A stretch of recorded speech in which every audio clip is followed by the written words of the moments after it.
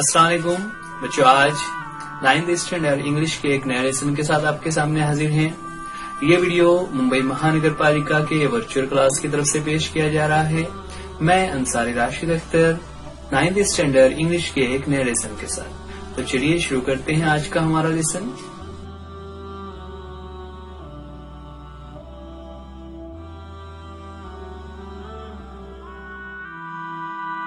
Ninth standard English के एक नए वीडियो के साथ आपके सामने।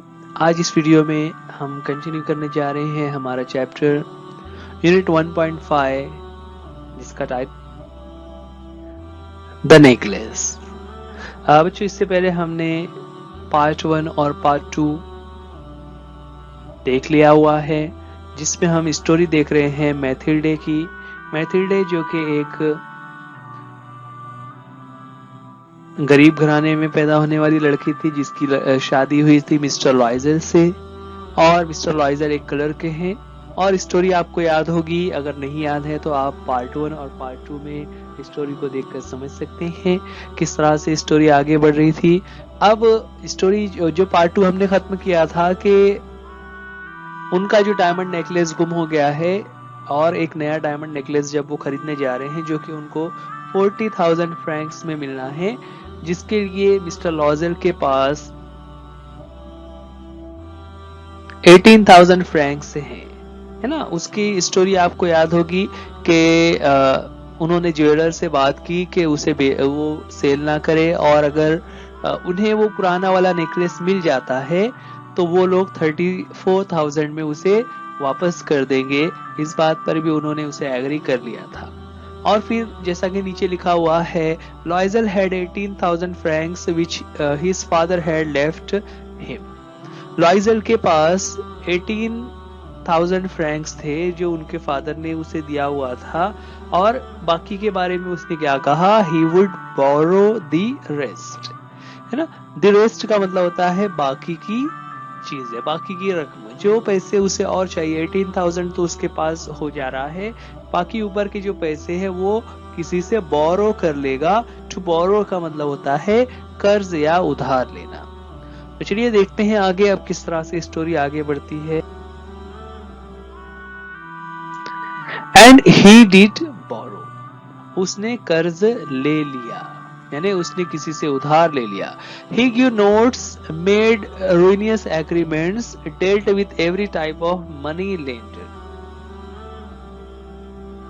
Then he went to get the new necklace and laid down on the jeweler's counter 36,000 francs.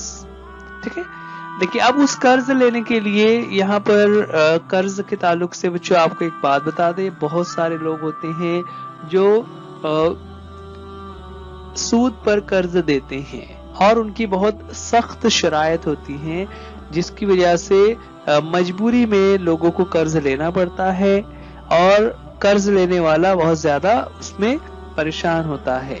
यहाँ पर लॉजर ने क्या किया, उसने कर्ज तो ले लिया, लेकिन जो रकम थी उसके लिए उसने क्या किया, ही गेव नोट्स। नोट्स का मतलब होता है एग्रीमेंट बना लेना, है ना। ही उसने एग्रीमेंट बना लिए, और एग्रीमेंट भी इस तरह के बनाए जो कि रुइनियस थे। रुइन कहते हैं नुकसान पहुंचाना को, तो बहुत ज्यादा नुकसान पहुंचाने वाले एग्रीमेंट उसने बना लिए। हर किस्म के जो मनी लेंडर्स थे, मनी लेंडर जिसे हम साहूकार कह सकते हैं, जो लोग कर्ज देने वाले होते हैं, जो कि बहुत जालिम और शातिर होते हैं, जो लोगों की मजबूरियों का फायदा उठाते हैं। लेकिन लॉजर ने हर ऐसे शख्स के साथ भी डील की, उनके साथ भी उसने सौदा तय कर लिया कि ठीक है, अब उसकी मजबूरी थी, उसे कर्ज चाहिए था।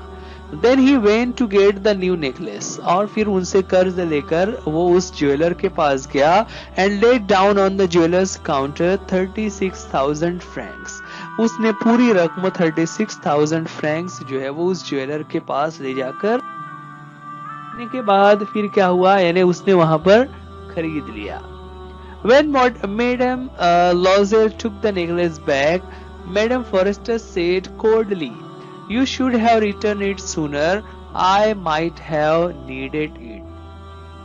और फिर वो नेकलेस लेकर जब मैथिल्डे यानी मैडम लॉयजेल अपनी फ्रेंड मैडम फॉरेस्टर के पास यानी मिसेस फॉरेस्टर के पास गई, तो मिसेस फॉरेस्टर ने क्या कहा, शी सेड कोल्डली। कोल्डली का मतलब होता है यानी वो खुश नहीं हुई कि इतना लेट क्यों कर दिया, तो इसलिए खुश नहीं थी ना, तो उसने सब बेरुखी से कहा कि you should have return it sooner, ये तुम्हें जल्दी से रिटर्न कर देना चाहिए था।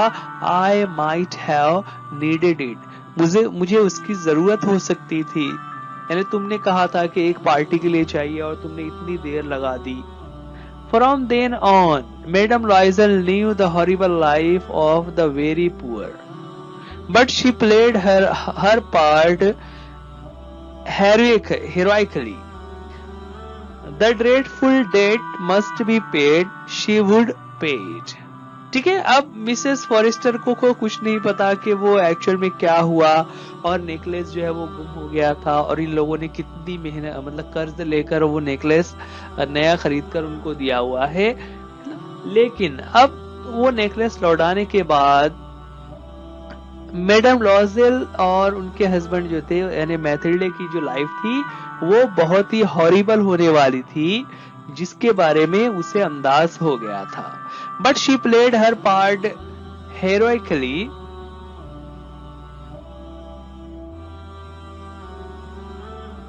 लेकिन उसने अपना हिस्सा जो है वो पूरी बहादुरी के साथ अदा किया। बहादुरी से अदा किया मतलब उसने कभी हिम्मत नहीं हारी।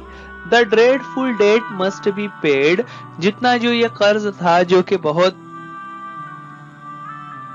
भारी भरकम उसके ऊपर कर्ज ले लिया था उन लोगों ने, शी वुड पे इट, उस कर्ज को अदा करना है और वो उस कर्ज को खुद ही उतारेगी, खुद उसको पे करेगी, क्योंकि उसकी गलती की वजह से ये सब हुआ। They dismissed their maid, they changed their lodgings, they rented a garret under the roof।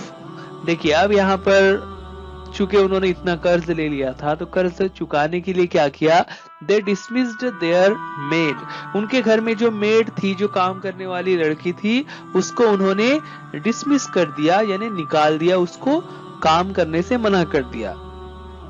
They change their lodgings, lodging से मुराद यहाँ पर होम, उनका जो घर था उसे उन्होंने चेंज कर दिया। And rented a Garrett under the roof ना, गैरेट का मतलब क्या होता है, कुछ घरों में इस तरह से ऊपर की तरफ, जैसा कि पिक्चर में नजर आ रहा है, ऊपर की तरफ एक कमरा होता है जिसको कुछ सामान रखने के लिए लोग यूज कर रहे होते हैं, वहां पर कोई रहता नहीं है। लेकिन मैथिल्डे यानी मिसेस लॉजेल और मिस्टर लॉजेल ने सोचा कि अब हम यहाँ पर रहेंगे क्योंकि उसका किराया बहुत कम रहेगा, तो ऐसी जगह पर उन लोगों ने रहना शुरू कर दिया। She came to know the drudgery of housework, the arduous labor of the kitchen. She washed the dishes, the dirty linen. She carried the garbage down to the street every morning and carried up the water, stopping at each landing to catch her breath and dressed like a commoner। ना देखिए अब यहाँ पर उसकी जिंदगी में क्या हो गया कि पहले सारा काम करने के लिए उसके घर में एक मेड थी, है ना, एक मुलाजमा, एक खादमा उनके यहाँ पर काम करती थी। लेकिन अब she came to know the drudgery of housework, अब उसे काम करने की जो ड्रजरी थी, जो मेहनत दरकार होती है, उसका एहसास हुआ। The ऑडियस labour of the kitchen, kitchen में काम करते वक्त जो सख्त मेहनत करनी पड़ती है खाना बनाने के लिए, बर्तन साफ करने के लिए। शी वॉश्ड डिशेज, उसने खुद ही बर्तन भी धोना शुरू कर दिए।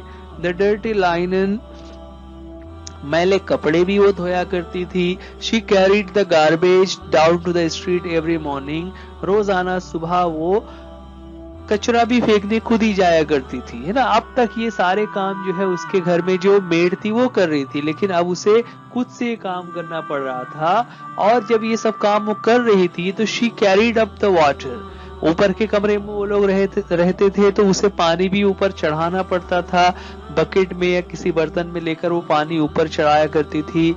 Stopping at each landing to catch her breath, और फिर हर लैंडिंग पर यानी हर पैतरी पर वो थोड़ा सा रुक जाया करती थी, टू कैच हर ब्रेथ, ताकि उसका सांस ले सके। जब हम ऊपर चढ़ते हैं तो हमारा सांस फूलना शुरू हो जाता है। ड्रेस्ड लाइक अ कॉमनर, अब वो बिल्कुल आम लोगों की तरह, जिस तरह आम औरतें, आम इंसान कपड़े पहनता है, अब वो बिल्कुल आम लोगों की तरह कपड़े पहन रही थी। जो उसकी ख्वाहिशात होती थी कि मेरे पास अच्छे कपड़े होने चाहिए, अच्छे घर होना चाहिए, अच्छे ज्वेलरीज होना चाहिए, वो तमाम ख्वाहिशात अब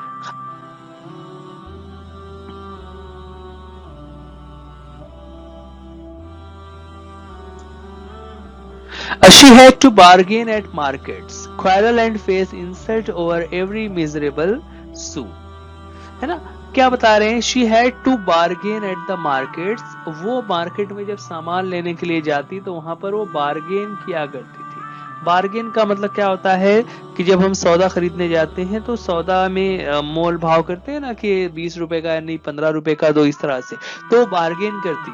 क्वारल, कभी कभी वहां झगड़ा भी होना पड़ता। एंड फेस इंसल्ट, कभी कभी उसे इंसल्ट भी फेस करना पड़ती थी। लोगों उसे लोग जो है तो जलील कर दिया करते थे कि ऐसा नहीं, इतने में लेना है तो लो, नहीं तो दूसरी जगह चले जाओ, इस तरह की बातें लोग उसे कह दिया करते थे।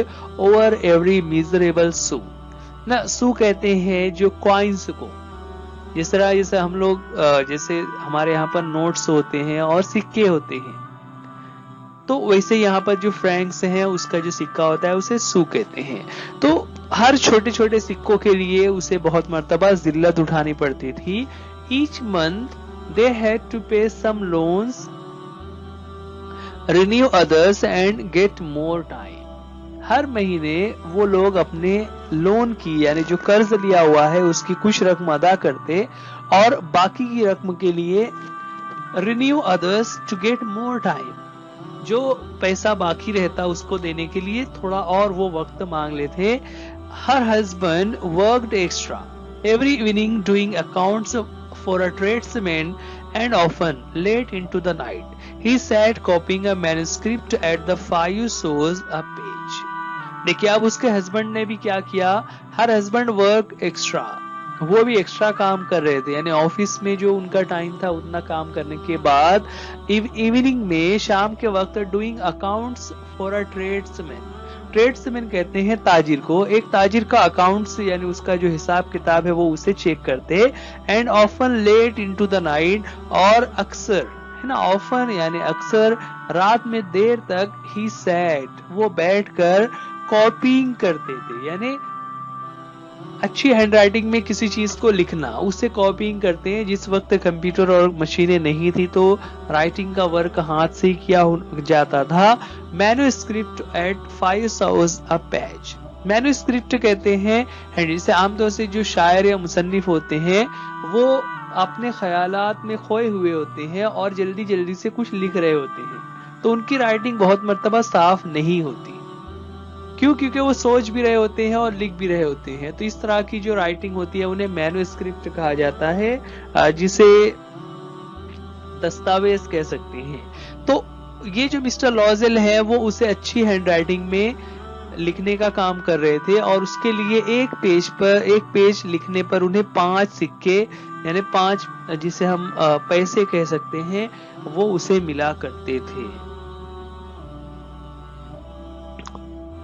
And this life lasted 10 years, और इस तरह इसी मुश्किल भरी जिंदगी के साथ उनकी 10 साल की जिंदगी का वक्फा उसी कर्ज को चुकाने में गुजर गया। At the end of 10 years, they had paid off everything, even the interest. 10 साल के वक्फे को गुजरने के बाद उन्होंने सारा कर्ज चुका दिया, यहाँ तक कि उसका जो इंटरेस्ट था, है ना, जो सूद उन्होंने ऊपर से देना था। यानी सूद किस तरह से होता है कि अगर उन्हें 40,000 रुपए कर्ज लिए हुए हैं तो उन्हें 60,000 रुपए चुकाने होते हैं। इस तरह से बहुत ज्यादा कर्ज की रकम होती है जो हर महीने बढ़ती चली जाती है। तो 10 सालों तक उन्होंने अपने कर्ज को अदा करते रहे और उसका पूरा कर्ज अदा हो गया। अब 10 साल में इस तरह से मुश्किल हालात में उन्होंने जिंदगी गुजारी कि मैथिल्डे खुद से काम किया करती थी, मिस्टर लॉजेल एक्स्ट्रा काम कर रहे थे, रात रात भर वो अलग से एक उन्होंने एडिशनल जॉब किया हुआ था ताकि जल्दी से वो पैसे कमाकर उस कर्ज को चुका सके। इस सब करने की वजह से 10 साल का वक्फा गुजर गया सख्त मेहनत में। And madam लॉइजल looked old now, अब वो काफी बूढ़ी नजर आने लगी थी। Often she brooded over the past, what would have happened if she had not lost that necklace. और अक्सर वो माजी को याद करके ब्रूडेड हुआ करती थी ना, अफसोस किया करती थी, पछताती थी कि काश अगर ऐसा ना हुआ होता कि वो नेकलेस उसका ना गुम हुआ होता तो उसकी जिंदगी आज किस तरह से होती, कि वो नेकलेस गुम ना होता तो उसकी जिंदगी कितनी अच्छी होती, उसे इस तरह से मुश्किल हालात से नहीं गुजरने पड़ते। हाउ स्ट्रेंज लाइफ इज, जिंदगी कितनी अजीब है ना। हाउ फिकल है ना, फिकल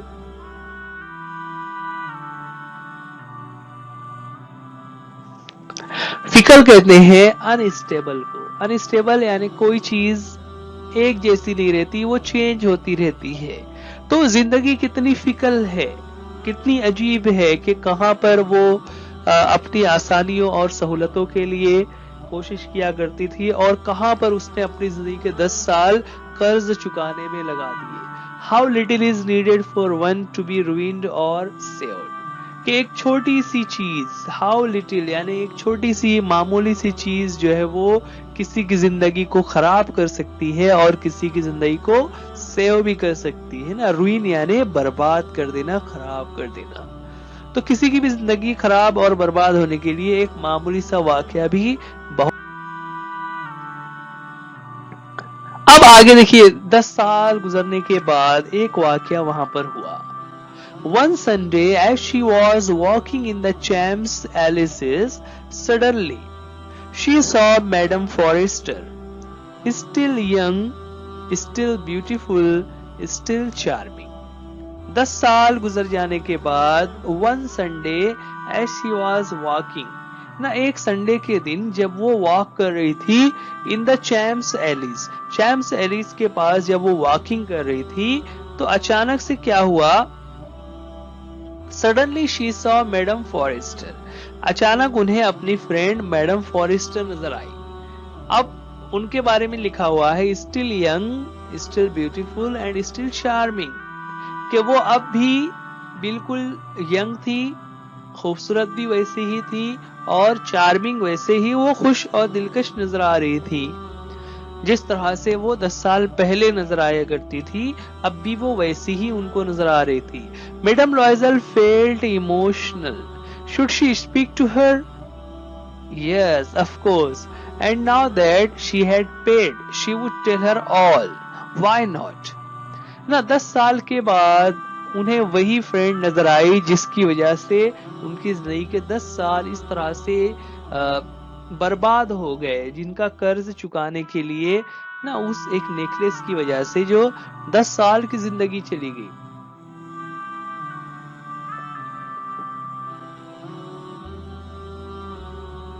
तो मैडम लॉजेल यानी मैथिल्डे जो है वो शी फेल्ट इमोशनल, वो थोड़ा इमोशनल हो गई कि should she speak to her, क्या उसे मिसेस फॉरेस्टर से बात करनी चाहिए? यस ऑफ कोर्स, हाँ क्यों नहीं, खुद ही से देखिए वो सोच रही है ना। And now that she had paid, अब जबकि वो सारा कर्ज वगैरह अदा हो चुका है, she would tell her all, कि उसे वो तमाम चीजें बता देनी चाहिए। व्हाई नॉट, क्यों नहीं, यानी सब कुछ उसे बता हुआ था और किस तरह से उठ के 10 साल लग गए। She went up to her, वो उनके पास गई। Good morning Jeanne. अब देखिए यहाँ पर जीनी ये एक ऐसा नाम है जो बोलचाल के लिए लोग इस्तेमाल करते हैं ना। तो गुड मॉर्निंग जीनी जब उसने कहा, the other, astonished to be addressed so familiarly by this common woman, did not recognize her. The other did not recognize her. ना, डिड नॉट रिकॉग्नाइज हर। वो जो मिसेस फॉरेस्टर थी उन्होंने मैथिल्डे को नहीं पहचाना, लेकिन शी वॉज एस्टोनिश्ड, वो हैरत में थी कि to be addressed so familiarly. To be addressed, address का मतलब आपको पता है, एड्रेस दो मीनिंग होते हैं। एड्रेस जिसे हम किसी का पता जो होता है उसे एड्रेस कहते हैं, लेकिन जब वही एड्रेस वर्ब के तौर पर यूज होता है उसका मतलब होता है मुखातिब करना। तो आज जो जीनी नाम से मुखातिब किया गया था, जो कि उनके लिए बहुत फेमिलियर था, जो उनके सिर्फ घर के और जो उनके फ्रेंड्स हैं वो लोग ही जीनी नाम से बुलाया करते थे। तो एक कॉमन वुमन, एक आम सी नजर आने वाली एक औरत जो जिसको वो रिकॉग्नाइज नहीं कर पा रही कि पता नहीं ये कौन ही एक औरत है जो उसे जीनी नाम से पुकार रही है, तो मिसेस फॉरेस्टर जो है वो थोड़ा हैरत में पड़ गई कि ये कौन है। अब हैरत में पड़ने के बाद शी स्टैमर्ड, उसने हैरत के साथ कहा, but madam I don't know you, you must have made a mistake. है ना, उसने मिसेस फॉरेस्टर ने क्या कहा, मैडम आई डोंट नो, कि मैंने आपको नहीं पहचाना, मैं आपको नहीं जानती। You must have made a mistake, आपने गलती से मुझे इस तरह से नाम पुकार दिया होगा, आप शायद किसी और को समझ रही हैं। उस पर मैथिल्डे ने कहा, नो आई एम मैथिल्डे लॉजेल, कि मैं तुम्हारी फ्रेंड मैथिल्डे लॉजेल हूं।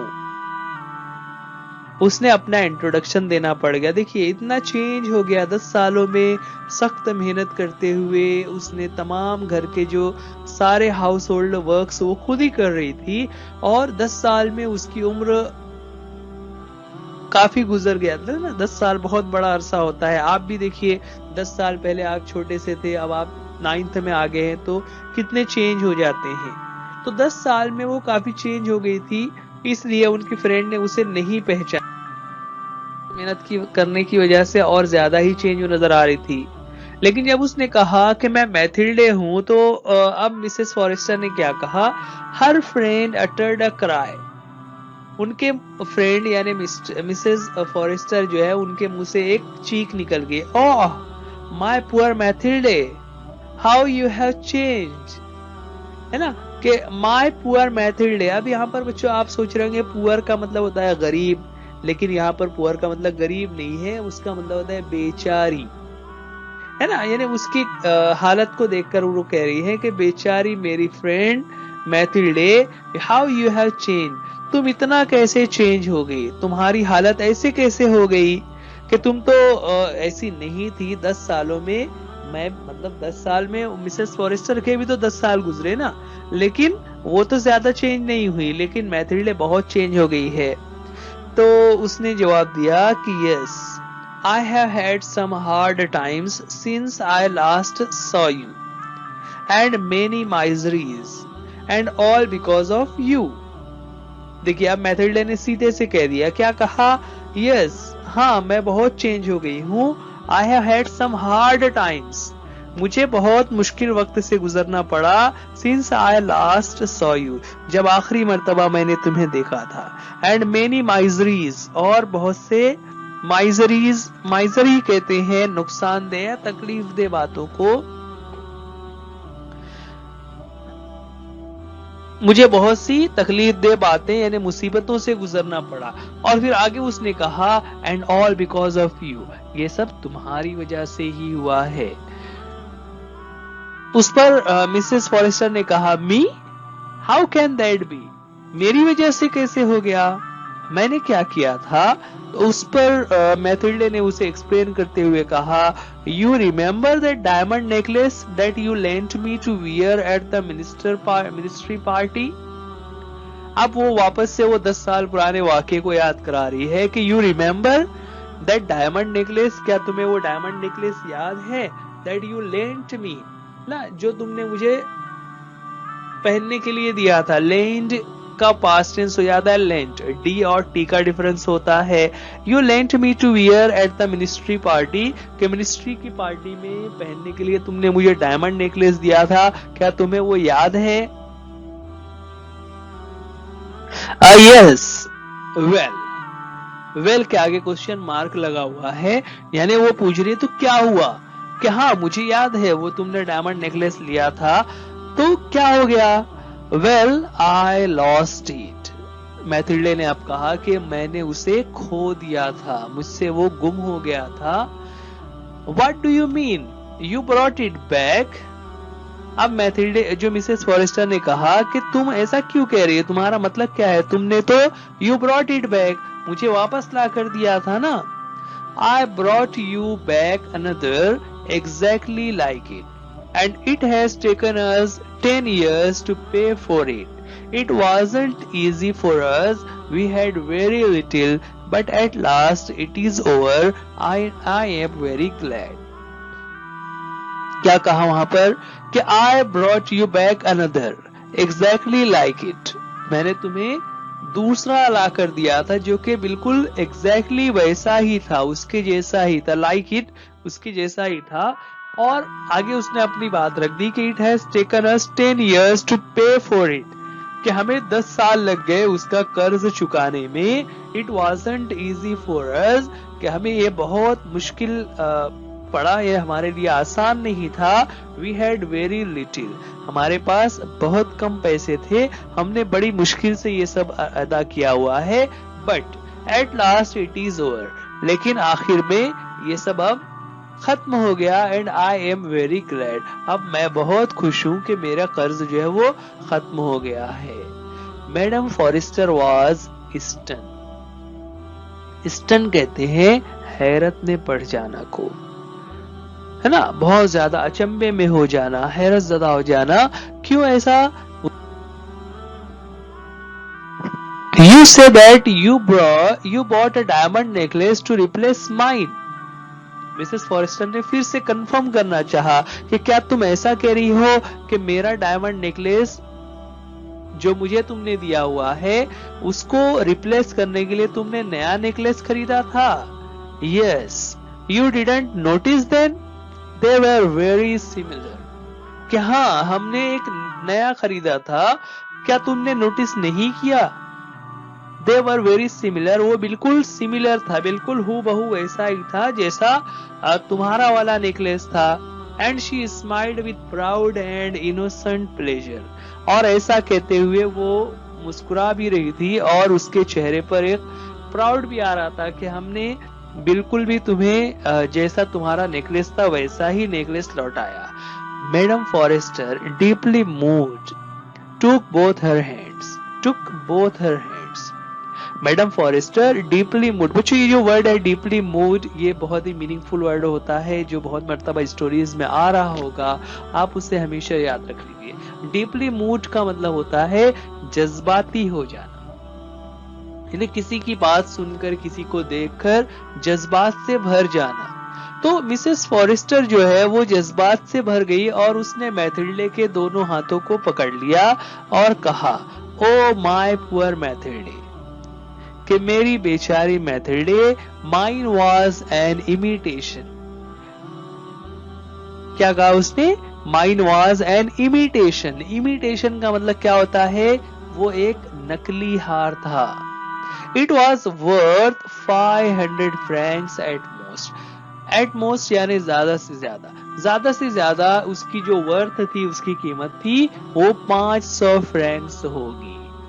देखिए यहाँ पर अब किस तरह से पूरी स्टोरी चेंज हो गई कि जिस हार को वो असली समझ रहे थे, जिसके लिए उन्होंने 40,000 francs वाला एक हार खरीदा था और उसके कर्ज चुकाने में उन्होंने 10 साल का अरसा लगा दिया, मिसेस फॉरेस्टर कह रही हैं कि वो एक इमिटेशन था जिसकी कीमत 500 भी नहीं होगी। Adapted from The Necklace by Guy de Maupassant। ना ये गाय रे डे मोपोसा की स्टोरी है, द नेकलेस, जिसको इन्होंने अडॉप्ट किया हुआ है उसी को ना। ये एक्चुअल में एक फ्रेंच स्टोरी है जिसको यहाँ पर इंग्लिश में हमारे सामने आसान करके उसको पेश किया हुआ है। इस तरह की स्टोरी को कहा जाता है अडॉप्टेशन, यानी किसी स्टोरी को आसान करके बच्चों के लिए पेश करना। तो ये थी हमारी स्टोरी द नेकलेस, जिससे हम देख रहे थे, जिसके 2 पार्ट्स हमारे बुक में लिखे हुए हैं, और वीडियोस में हमने उसके 3 वीडियो बनाए हैं ताकि स्टोरी को हम आधे घंटे में सही से डिवाइड कर सके। तो इस तरह ये हमारी स्टोरी यहाँ पर खत्म होती है। स्टोरी के आखिर में बहुत सारी एक्टिविटीज हमारे बुक में दी हुई हैं। आप उन एक्टिविटीज को सॉल्व कीजिए ताकि आपको इंग्लिश लैंग्वेज के हर एस्पेक्ट को सीखने में मदद मिल सके। बच्चों, ये वीडियो आप BMC EJU उर्दू स्टैंडर्ड 9 इस चैनल पर देख रहे हैं। उम्मीद करते हैं आपको वीडियो पसंद आया होगा। आप वीडियो को लाइक कीजिए, उसे अपने दोस्तों में शेयर कीजिए, और अगर आपको इस वीडियो में या पहले के दोनों वीडियोस में कोई प्रॉब्लम हो तो आप हमें कमेंट्स में भी पूछ सकते हैं। आप इस चैनल को सब्सक्राइब कर लीजिए ताकि हर आने वाला नया वीडियो का नोटिफिकेशन आपको जरूर मिल जाए। जब आप सब्सक्राइब करते हैं तो आप बेल आइकॉन को भी जरूर दबाइए ताकि नोटिफिकेशन आपको सबसे पहले मिल जाया करे। सो डियर स्टूडेंट्स, आज के लिए इस वीडियो में इतना ही। वीडियो देखने के लिए थैंक यू। अल्लाह हाफिज, गुड बाय।